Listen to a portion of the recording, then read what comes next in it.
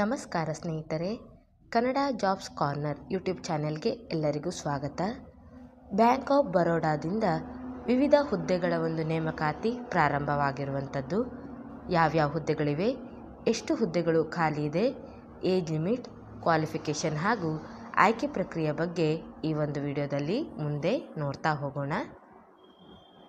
ಈ ಒಂದು ಹುದ್ದೆಗಳಿಗೆ ಅರ್ಜಿ ಸಲ್ಲಿಸಲು ಪ್ರಾರಂಭ ದಿನಾಂಕ ಡಿಸೆಂಬರ್ 28, 2024ರಿಂದ ಜನವರಿ 17, 2025ರವರೆಗೆ ಅಭ್ಯರ್ಥಿಗಳಿಗೆ ಅರ್ಜಿ ಸಲ್ಲಿಸಲು ಅವಕಾಶ ಇರುತ್ತದೆ. ಇನ್ನು ಯಾವ್ಯಾವ ಹುದ್ದೆಗಳು ಖಾಲಿ ಇದೆ ಅಂತ ನೋಡೋದಾದರೆ, ಡಿಪಾರ್ಟ್ಮೆಂಟ್ ರೂರಲ್ ಮತ್ತು ಅಗ್ರಿ ಬ್ಯಾಂಕಿಂಗ್ನಲ್ಲಿ ಒಟ್ಟು 200 ಹುದ್ದೆಗಳು ಖಾಲಿ ಇರುವಂಥದ್ದು. ಇದರಲ್ಲಿ ಅಗ್ರಿಕಲ್ಚರಲ್ ಮಾರ್ಕೆಟಿಂಗ್ ಆಫೀಸರ್ ಈ ಒಂದು ಹುದ್ದೆಗೆ ಸಂಬಂಧಪಟ್ಟಂತೆ ಮುಂದೆ ನೋಡ್ತಾ ಹೋಗೋಣ. ಇದು ಸ್ಕೇಲ್ 1 ಹುದ್ದೆಗಳಾಗಿರ್ತವೆ. ಒಟ್ಟು 150 ಹುದ್ದೆಗಳು ಖಾಲಿ ಇದೆ. ಈ ಒಂದು ಹುದ್ದೆಗೆ ಅರ್ಜಿ ಸಲ್ಲಿಸುವಂತಹ ಅಭ್ಯರ್ಥಿಗಳಿಗೆ ಕನಿಷ್ಠ 24 ವರ್ಷ ವಯಸ್ಸಾಗಿರಬೇಕು ಹಾಗೂ 34 ವರ್ಷ ಮೀರಿರಬಾರದು.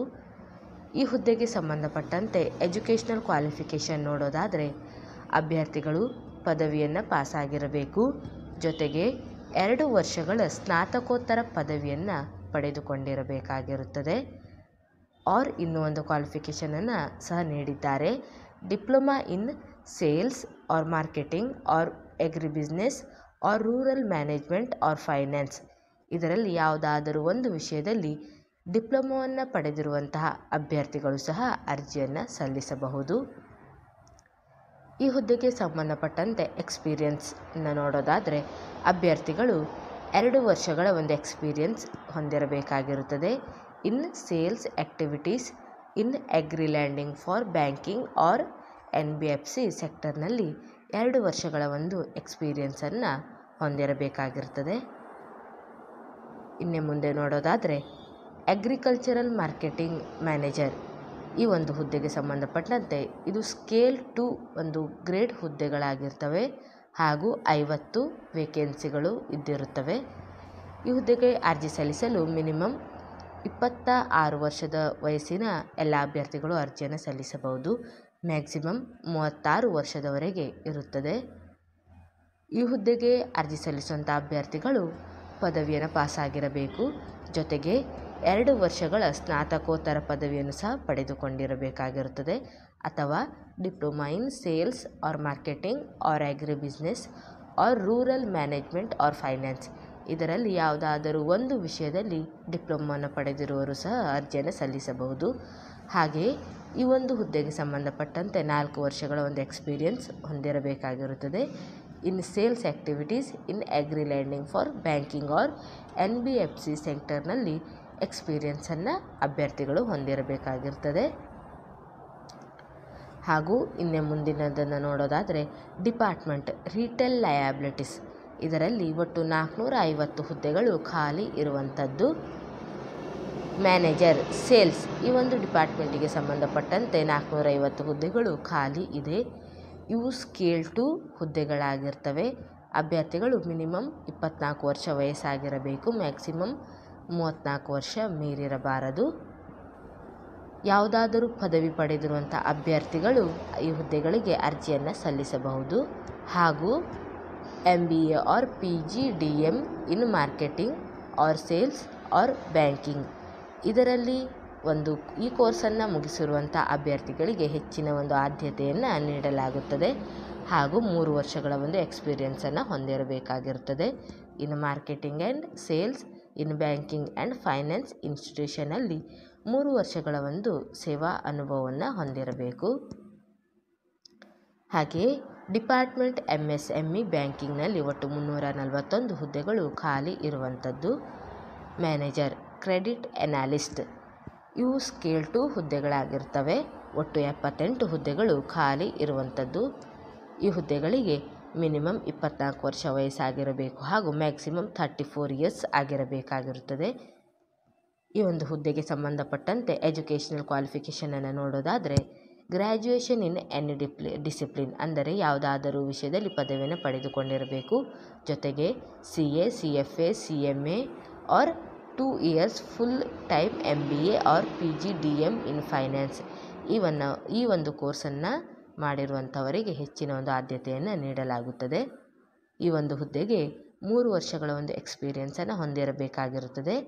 ಇನ್ credit appraisal or preferably in corporate or MSME credit in any scheduled commercial bank or NBFC or public sector or listed financially institution in India.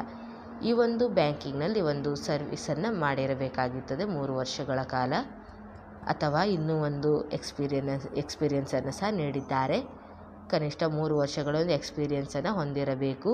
As analyst in RBI approved rating ಏಜೆನ್ಸಿಯಲ್ಲಿ ಒಂದು ಎಕ್ಸ್ಪೀರಿಯನ್ಸನ್ನು ಹೊಂದಿರಬೇಕಾಗಿರುತ್ತದೆ. ಹಾಗೂ CA CMA qualification ಹೊಂದಿರುವಂಥ ಅಭ್ಯರ್ಥಿಗಳಿಗೂ minimum 2 ವರ್ಷಗಳ ಕಾಲ ಒಂದು ಎಕ್ಸ್ಪೀರಿಯನ್ಸನ್ನು ಹೊಂದಿರಬೇಕಾಗಿರ್ತದೆ. ಇನ್ನು senior manager credit analyst, ಇವು scale 3 ಹುದ್ದೆಗಳಾಗಿರ್ತವೆ. ಒಟ್ಟು 46 ಹುದ್ದೆಗಳು ಖಾಲಿ ಇರ್ತವೆ. ಅಭ್ಯರ್ಥಿಗಳಿಗೆ ಕನಿಷ್ಠ 27 ಗರಿಷ್ಠ 37 ವರ್ಷ ಮೀರಿರಬಾರದು. ಗ್ರ್ಯಾಜುಯೇಷನ್ ಇನ್ ಎನಿ ಡಿಸಿಪ್ಲಿನ್, ಅಂದರೆ ಯಾವುದಾದ್ರೂ ಒಂದು ವಿಷಯದಲ್ಲಿ ಡಿಗ್ರಿಯನ್ನು ಪಡೆದುಕೊಂಡಿರಬೇಕು. ಜೊತೆಗೆ CA CFA CMA ಆರ್ 2 ವರ್ಷಗಳ full time MBA or PGDM in ಫೈನಾನ್ಸ್ನಲ್ಲಿ ಒಂದು ಫೈನಾನ್ಸನ್ನು ಮಾಡಿರುವಂಥ ಅಭ್ಯರ್ಥಿಗಳಿಗೆ ಹೆಚ್ಚಿನ ಒಂದು ಆದ್ಯತೆಯನ್ನು ನೀಡಲಾಗುತ್ತದೆ. ಈ ಒಂದು ಹುದ್ದೆಗೆ ಎಕ್ಸ್ಪೀರಿಯನ್ಸ್ ನೋಡೋದಾದರೆ ಈ ಒಂದು ಹುದ್ದೆಗಳಿಗೆ 6 ವರ್ಷಗಳ ಒಂದು ಎಕ್ಸ್ಪೀರಿಯನ್ಸನ್ನು ಹೊಂದಿರಬೇಕಾಗಿರುತ್ತದೆ. ಅಂದರೆ ಇನ್ನು credit appraisal preferably in corporate or MSME credit in any scheduled commercial bank or NBFC or public sector or listed financial institution in India, ಅಥವಾ ಇನ್ನೂ ಒಂದು ಕ್ವಾಲಿಫಿಕೇಷನನ್ನು ಸಹ ನೀಡಿದ್ದಾರೆ. ಮಿನಿಮಮ್ 6 ವರ್ಷಗಳೊಂದು ಎಕ್ಸ್ಪೀರಿಯನ್ಸನ್ನು ಹೊಂದಿರಬೇಕು. ಆ್ಯಸ್ ಅನಾಲಿಸ್ಟ್ ಇನ್ RBI ಅಪ್ರೂವ್ಡ್ ರ್ಯಾಂಕಿಂಗ್ ಏಜೆನ್ಸಿ, ಈ ಒಂದು ಏಜೆನ್ಸಿಯಲ್ಲಿ 6 ವರ್ಷಗಳೊಂದು ಎಕ್ಸ್ಪೀರಿಯನ್ಸನ್ನು ಹೊಂದಿರಬೇಕಾಗಿರುತ್ತದೆ. ಹಾಗೂ ಅಭ್ಯರ್ಥಿಗಳು CA CMA ಮಾಡಿರುವಂಥ ಅಭ್ಯರ್ಥಿಗಳು ಕನಿಷ್ಠ 5 ವರ್ಷಗಳೊಂದು ಎಕ್ಸ್ಪೀರಿಯನ್ಸನ್ನು ಹೊಂದಿರಬೇಕಾಗಿರುತ್ತದೆ. ಹೀಗೆ ಇನ್ನು ಹಲವಾರು ಹುದ್ದೆಗಳು ಖಾಲಿ ಇರುವಂಥದ್ದು. ಇದಕ್ಕೆ ಸಂಬಂಧಪಟ್ಟಂಥ ಎಜುಕೇಷನಲ್ ಕ್ವಾಲಿಫಿಕೇಷನ್ ಹಾಗೂ ಎಕ್ಸ್ಪೀರಿಯನ್ಸನ್ನು ನೋಟಿಫಿಕೇಷನ್ನಲ್ಲಿ ಡೀಟೇಲ್ ಆಗಿ ಕೊಟ್ಟಿದ್ದಾರೆ. ಒಂದು ಬಾರಿ ಅವೆಲ್ಲವನ್ನು ಸಹ ಪರೀಕ್ಷಿಸಿ. ಇನ್ನು ಮುಂದೆ ಡಿಪಾರ್ಟ್ಮೆಂಟ್ ಇನ್ಫಾರ್ಮೇಷನ್ ಸೆಕ್ಯೂರಿಟಿಯಲ್ಲಿ 9 ಹುದ್ದೆಗಳು ಖಾಲಿ ಇರುವಂಥದ್ದು. ಹಾಗೂ ಫೆಸಿಲಿಟಿ ಮ್ಯಾನೇಜ್ಮೆಂಟ್, ಈ ಒಂದು ಡಿಪಾರ್ಟ್ಮೆಂಟಲ್ಲಿ 22 ಹುದ್ದೆಗಳು ಖಾಲಿ ಇರುವಂಥದ್ದು. ಕಾರ್ಪೊರೇಟ್ ಆ್ಯಂಡ್ ಇನ್ಸ್ಟಿಟ್ಯೂಷನಲ್ ಕ್ರೆಡಿಟ್ನಲ್ಲಿ ಒಟ್ಟು 30 ಹುದ್ದೆಗಳು, ಫೈನಾನ್ಸ್ನಲ್ಲಿ 13 ಹುದ್ದೆಗಳು, ಇನ್ಫಾರ್ಮೇಷನ್ ಟೆಕ್ನಾಲಜಿಯಲ್ಲಿ 177 ಹುದ್ದೆಗಳು ಖಾಲಿ ಇವೆ. ಎಲ್ಲವನ್ನು ಸಹ ನೋಟಿಫಿಕೇಷನಲ್ಲಿ ಡೀಟೇಲ್ ಆಗಿ ಕೊಟ್ಟಿದ್ದಾರೆ, ಪರೀಕ್ಷಿಸಿ ಎಲ್ಲವನ್ನು. ಹಾಗೂ ಈ ಒಂದು ಹುದ್ದೆಗಳಿಗೆ ಸಂಬಂಧಪಟ್ಟಂತೆ ಯಾವ್ಯಾವ ಕೆಟಗರಿಯಲ್ಲಿ ಎಷ್ಟೆಷ್ಟು ಪೋಸ್ಟ್ಗಳು ಇವೆ, ಖಾಲಿ ಇದೆ ಅನ್ನೋದನ್ನು, ಮತ್ತು ಫಿಸಿಕಲ್ ಹ್ಯಾಂಡಿಕ್ಯಾಪ್ ಇರುವಂಥ ಅಭ್ಯರ್ಥಿಗಳಿಗೆ ಎಷ್ಟು ಹುದ್ದೆಗಳು ಖಾಲಿ ಇದೆ, ಇವೆಲ್ಲವನ್ನು ಸಹ ನೋಟಿಫಿಕೇಷನ್ನಲ್ಲಿ ಡೀಟೇಲ್ ಆಗಿ ನೀಡಿದ್ದಾರೆ. ಹಾಗೂ ಈ ಹುದ್ದೆಗಳಿಗೆ ಸಂಬಂಧಪಟ್ಟಂತೆ ಏಜ್ ಲಿಮಿಟನ್ನು ನೋಡೋದಾದರೆ SC ಕಾಸ್ಟ್ ಈ ಒಂದು ಅಭ್ಯರ್ಥಿಗಳಿಗೆ ಒಟ್ಟು 5 ವರ್ಷಗಳ ಒಂದು ಏಜ್ ರಿಲ್ಯಾಕ್ಸೇಷನ್ ಇರುತ್ತದೆ. ಹಾಗೂ ಶೆಡ್ಯೂಲ್ಡ್ ಟ್ರೈಬ್ ST ಅವರಿಗೆ 5 ವರ್ಷಗಳ ಒಂದು ಏಜ್ ರಿಲ್ಯಾಕ್ಸೇಷನ್ ಇರುತ್ತದೆ. ಹಾಗೂ OBC ನಾನ್ ಕ್ರೀಮಿ ಲೇಯರ್ ಈ ಒಂದು ಅಭ್ಯರ್ಥಿಗಳಿಗೆ 3 ವರ್ಷಗಳ ಏಜ್ ರಿಲ್ಯಾಕ್ಸೇಷನ್ ಇರುತ್ತದೆ. ಮತ್ತು ಫಿಸಿಕಲ್ ಡಿಸೇಬಲ್ ಇರುವಂತಹ ಅಭ್ಯರ್ಥಿಗಳಿಗೆ ಜನರಲ್ ಆರ್ EWS ಕೆಟಗರಿಯವರಿಗೆ 10 ವರ್ಷಗಳ ಒಂದು ಏಜ್ ರಿಲ್ಯಾಕ್ಸೇಷನ್ ಇರುತ್ತದೆ. OBC ಅವರಿಗೆ 13 ವರ್ಷ, SC ST ಒಂದು ಅಭ್ಯರ್ಥಿಗಳಿಗೆ 15 ವರ್ಷಗಳ ಕಾಲ ಏಜ್ ರಿಲ್ಯಾಕ್ಸೇಷನ್ ಇರುವಂಥದ್ದು. ಜೊತೆಗೆ ಎಕ್ಸ್ ಸರ್ವಿಸ್ಮನ್ ಈ ಒಂದು ಅಭ್ಯರ್ಥಿಗಳಿಗೆ ಜನರಲ್ ಆರ್ EWS ಕೆಟಗರಿಯವರಿಗೆ 5 ವರ್ಷಗಳ ಕಾಲ ಏಜ್ ರಿಲ್ಯಾಕ್ಸೇಷನ್ ಇದೆ. OBC ಅವರಿಗೆ 8 ವರ್ಷಗಳ ಕಾಲ ಏಜ್ ರಿಲ್ಯಾಕ್ಸೇಷನ್ ಇದೆ.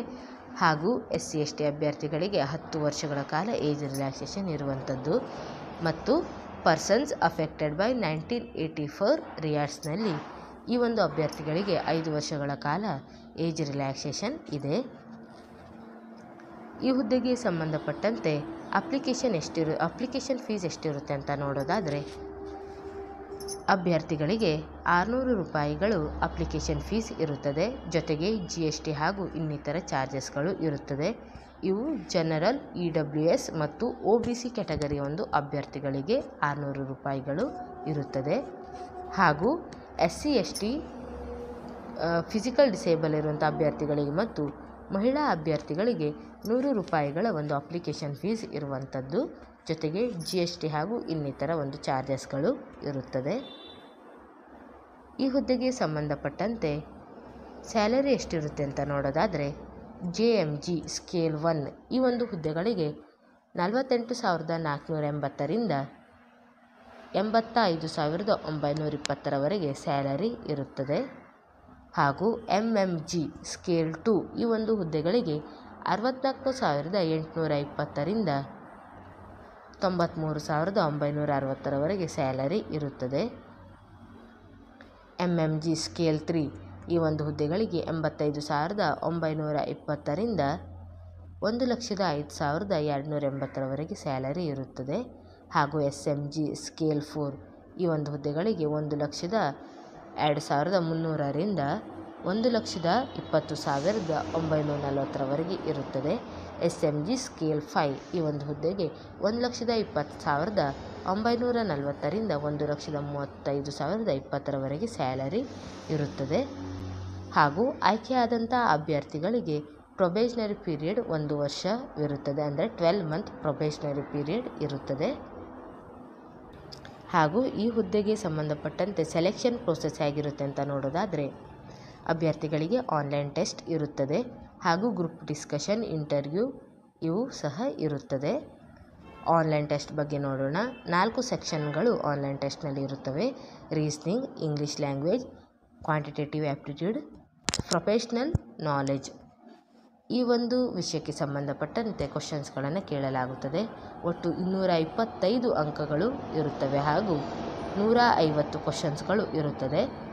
ಈ ಒಂದು ಕ್ವಶನ್ಸ್ಗಳಿಗೆ ಉತ್ತರಿಸಲು 150 ನಿಮಿಷಗಳ ಒಂದು ಕಾಲಾವಕಾಶ ಇರುತ್ತದೆ. ಅಭ್ಯರ್ಥಿಗಳಿಗೆ ಮಿನಿಮಮ್ ಕ್ವಾಲಿಫೈಯಿಂಗ್ ಮಾರ್ಕ್ಸ್ ಸಹ ನೀಡಿದ್ದಾರೆ.